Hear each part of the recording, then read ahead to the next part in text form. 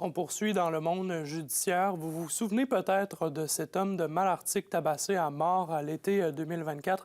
Eh bien, voilà que l'accusé de meurtre au second degré dans cette affaire, Sonny Vincent, a plaidé coupable à un chef d'accusation d'homicide involontaire ce matin au palais de justice de Val-d'Or. Zachary, il écope tout de même de plusieurs années de détention. Oui, André, une peine de 10 ans et demi, moins les jours qu'il a déjà passé derrière les barreaux.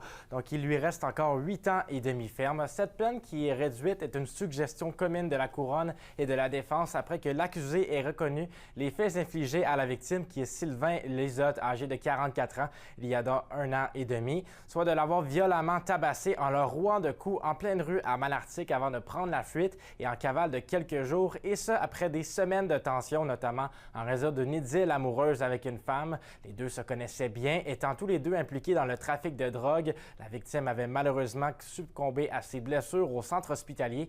Pour toutes les parties impliquées, bien que l'accusé ait reconnu sa responsabilité, il était important d'envoyer le message à la société que les gestes qu'il a posés sont inacceptables. Oui, alors la peine qui a été suggérée au tribunal puis qui est entérinée par le juge en est une qui est au haut de la fourchette des peines pour des crimes semblables. Ça tient compte du profil judiciaire de M. Sonny Vincent qui avait eu des altercations physiques par le passé pour lesquelles il avait été déclaré coupable.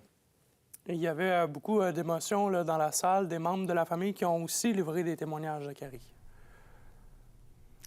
Oui, l'ambiance qui était très lourde, plusieurs sanglots. On a entendu notamment le père de la victime, Denis Lizotte, qui, avec difficulté, a tenu à souligner que sa vie s'est arrêtée le jour où son fils est décédé. Il dit ressentir une grande souffrance et que peu importe la peine, le mal infligé va durer toute sa vie. Il a également mentionné qu'il n'y a aucune sentence pour effacer le mal et à comprendre qu'il soit puni à sa juste valeur. Il y a aussi la tante du défunt Joanne Fortin, qui a tenu ce qu'on n'oublie pas son neveu, qui était père de famille, et a conclu son témoignage en qualifiant Sonny Vincent de traître. Le juge a d'ailleurs offert l'opportunité à l'accusé de s'exprimer, ce dernier qui s'est excusé aux proches d'avoir détruit leur vie. Ça fait suite à des négociations qu'on a eues avec les avocats de M. Vincent au cours des derniers mois. Ça tient compte de la preuve qui avait été obtenue dans l'enquête policière et la différence majeure était que nous étions d'avis qu'on ne pouvait pas prouver hors de tout doute raisonnable qu'il avait l'intention de le tuer.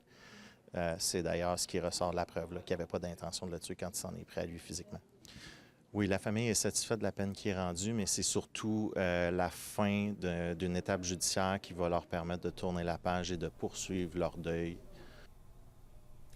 En plus de sa peine d'incarcération, plusieurs conditions ont été imposées à Sonny Vincent, dont certains avis en raison d'une ordonnance de dédommagement. L'accusé qui va officiellement écoper de sa peine de détention le 16 mars 2026, et ce sera la conclusion finale dans son dossier. Merci d'avoir suivi le tout pour nous aujourd'hui, Zachary.